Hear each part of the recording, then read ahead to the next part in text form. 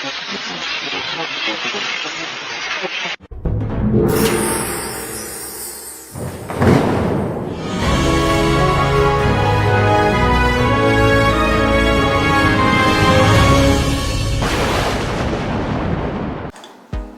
what's up guys? Welcome back to another vlog.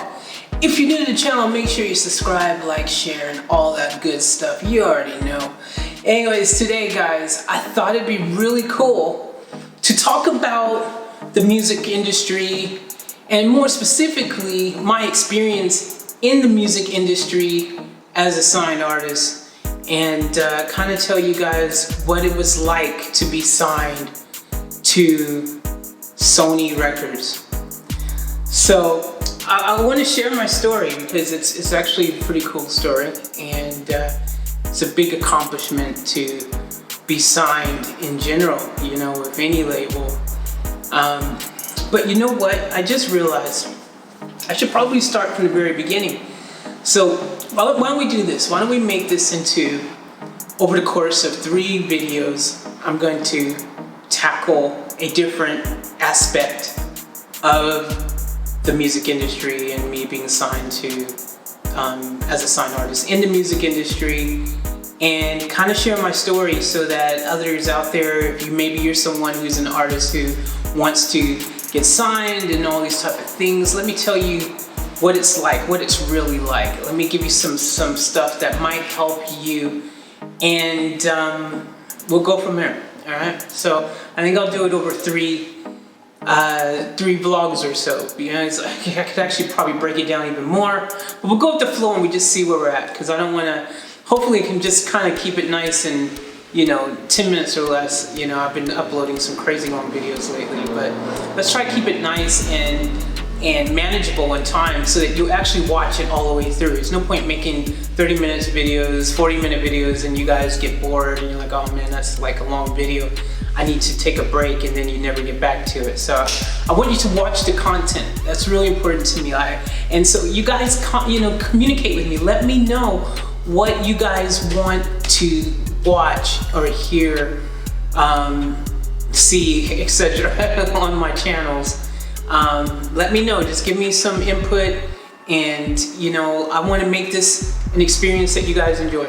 So for starters, we're going to start by talking about how I got signed to Sony Records, because it's a pretty cool story, and I don't think I've shared it with probably you guys out on YouTube yet, all of our subscribers. I don't think I've shared it with any of you guys, so let me share this story really quick because it's pretty cool. So it all started, for you guys who don't know, I actually went to high school in Japan, which was a pretty cool and unique opportunity to have that, you know, be a part of my story in my life. Japan, by the way, a remarkable country, super cool, lots of amazing people. I mean, the culture and just the country itself is just absolutely wonderful. And I'm into, you know, Japanese cars, so you know, I was freaking just enjoying it so much over there. But that's another story. But so basically, so how I got signed was, I actually have a background in street dance, you know, so I'm, you know, I still got a little bit of it. But I used to street dance. I used to be a dancer, hip hop dancer, and I actually had a crew that I would dance with. I actually had a couple crews I was dancing back in the day, but a lot of stuff that I did was solo, like a lot of solo things. Like there was a few solo dance competitions I entered and I won. Actually, we gotta save that story for another day too. I don't want to go too much in detail about the dancing stuff, but anyways, I had a dance background, and it's luck would have it, I ended up on a Japanese TV show, which back in the day it was called Moko Moko.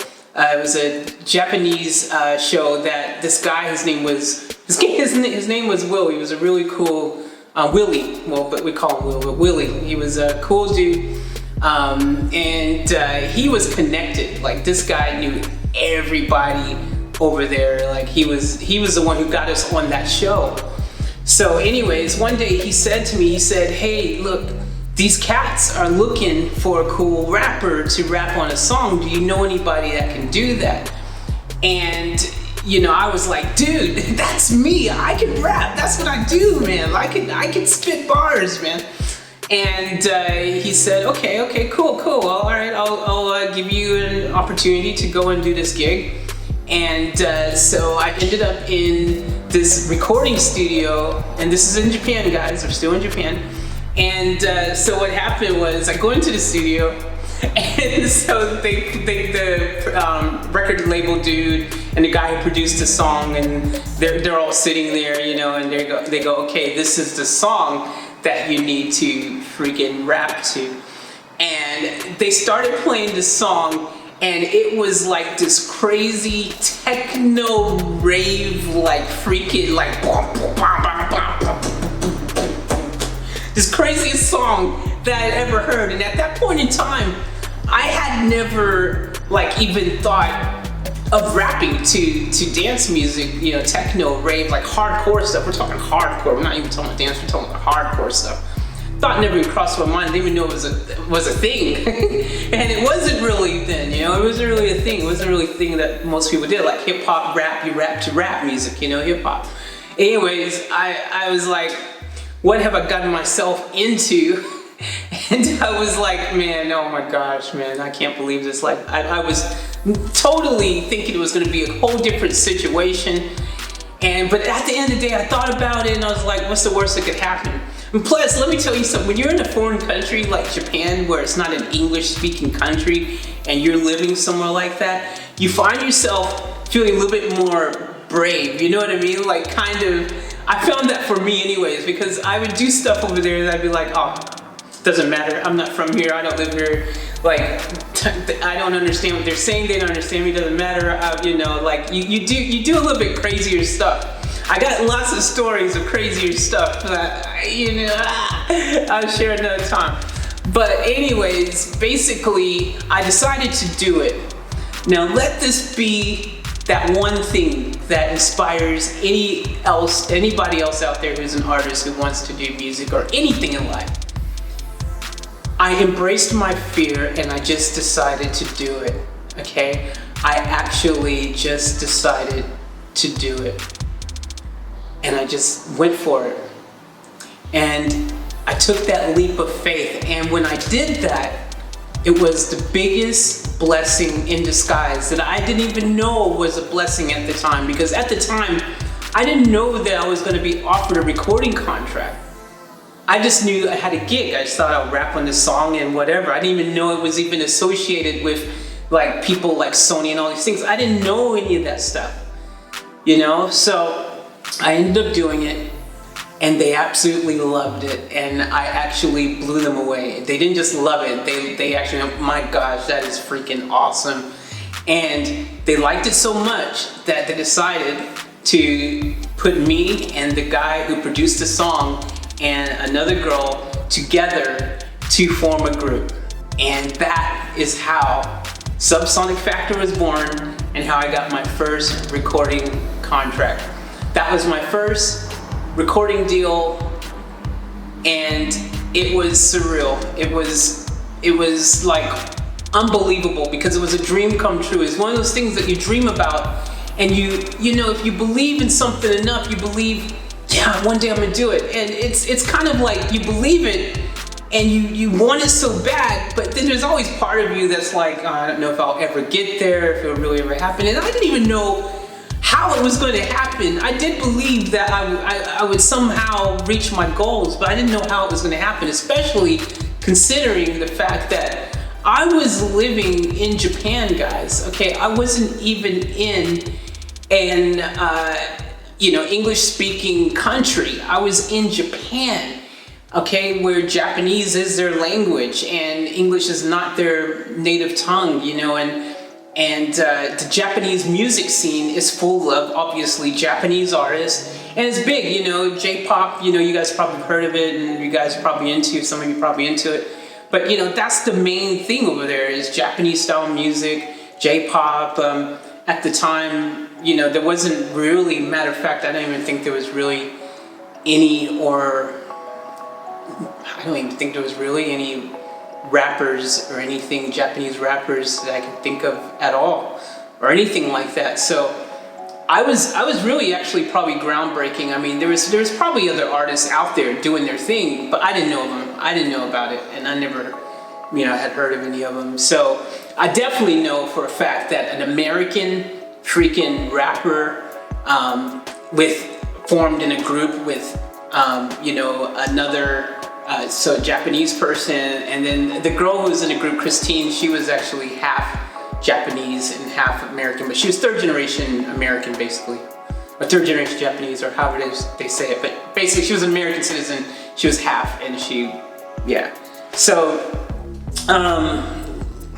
it was a huge opportunity. Lika, that's his nickname, he's the guy who produced the song. The three of us, we got signed. That was my first opportunity, and a lot of awesome things happened as a result of that one leap of faith I had. So, but that's how I got signed. That's how I got my first record deal. It was me being in the right place at the right time, and then taking a leap of faith and just going for it. And it wasn't the type of music that I wanted to do or thought I was going to be interested in doing whatsoever. Now I love it. Now I like all that kind of music and stuff. But at the time I was like, but yeah, I knew that if I did that, it could be a stepping stone to some other things possibly. I didn't know what was going to come of it, and definitely didn't know that quickly I was going to get a record deal from it. So it was a real blessing. And as you get older in life, you really appreciate those things. They mean a lot. They're part of your journey. They're part of where you've come from and who you've become further down the track, from taking those leaps of faith. They make you a stronger person and a more grounded person in a lot of ways. And most importantly, the experience is priceless. So I encourage anyone out there to do the same. Take a leap of faith, go for it. And I'm going to end this part here because I know I can talk. You guys know I can talk, and I will just keep talking, and then we'll just end up with another freaking 30-minute video. So anyways, that's how I first got my first recording deal. And there's a lot more to that, but I'll save it because I want to talk to you guys about advances and all these other things. I'm going to make this a series and talk to you guys and share my knowledge of the industry with you guys so it helps you, and also tell you how the industry today is and how it's changed and all that kind of stuff. So hopefully you'll get something positive from it. But thank you so much for watching. Please, I implore you, that sounds right, to please subscribe to my channels, at least this one, but look in the description, OFFTAP Life, Chosen Effect, Faith Chase. Those are my 3 main channels, okay? Subscribe, guys, because it really does help. And even if you don't have to watch every video. I'm not holding you to this, watch every video, like every video, anything like that. But the subscriber thing, if you guys can subscribe, it really does help out. If you can click the like button every now and then, it helps out. And if you could watch the content, it does help out, and I would really appreciate if you did. So hopefully you got something from this.